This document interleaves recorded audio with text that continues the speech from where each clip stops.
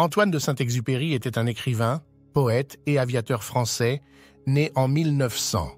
Il est surtout connu pour son ouvrage « Le Petit Prince », qui a été publié pour la première fois en 1943. Ce livre est devenu un classique de la littérature mondiale et a été traduit dans de nombreuses langues. Le Petit Prince est une histoire qui mélange des éléments philosophiques, poétiques et enfantins, racontant les aventures d'un petit garçon venu d'une autre planète. L'histoire commence avec un aviateur, le narrateur, qui se retrouve coincé dans le désert du Sahara après une panne de moteur. Pendant qu'il tente de réparer son avion, il rencontre un petit garçon aux cheveux dorés qui lui demande de lui dessiner un mouton. L'aviateur découvre que ce garçon est le Petit Prince, qui vient d'une planète lointaine et minuscule appelée l'astéroïde B612. Le Petit Prince raconte à l'aviateur ses voyages à travers l'univers et les différentes planètes qu'il a visitées. Sur la première planète, le Petit Prince rencontre un roi qui n'a aucun sujet sur lequel régner. Le roi prétend avoir un pouvoir absolu, mais en réalité, il n'a personne à gouverner. Sur la deuxième planète, il rencontre un vaniteux qui veut être admiré par tout le monde. Le vaniteux est seul sur sa planète et ne reçoit jamais de visite.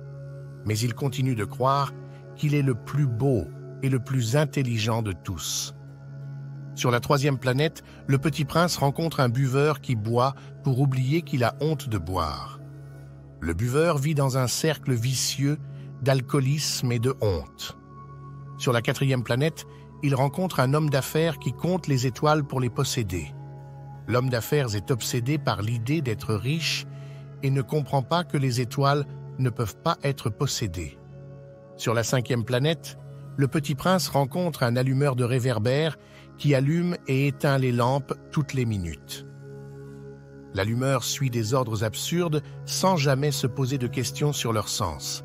Sur la sixième planète, il rencontre un géographe qui passe son temps à écrire des livres, mais ne quitte jamais son bureau pour explorer le monde.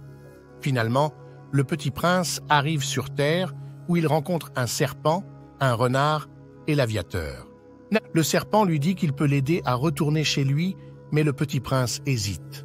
Le renard apprend au Petit Prince la véritable signification de l'amitié et de l'amour.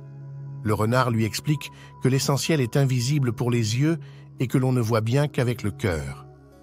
Le Petit Prince réalise alors l'importance de la rose qu'il a laissée sur sa planète, une fleur unique qu'il aime profondément.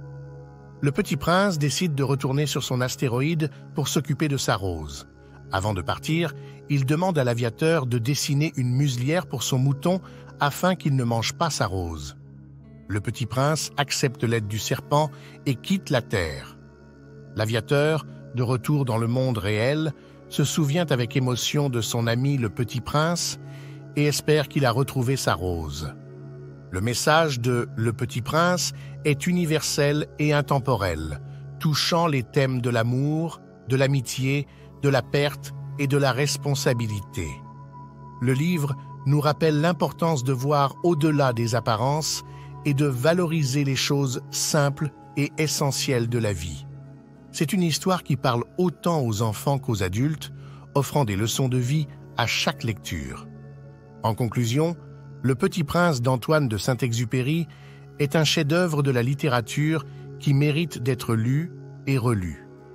Il nous invite à réfléchir sur nos propres vies et à redécouvrir la beauté du monde qui nous entoure.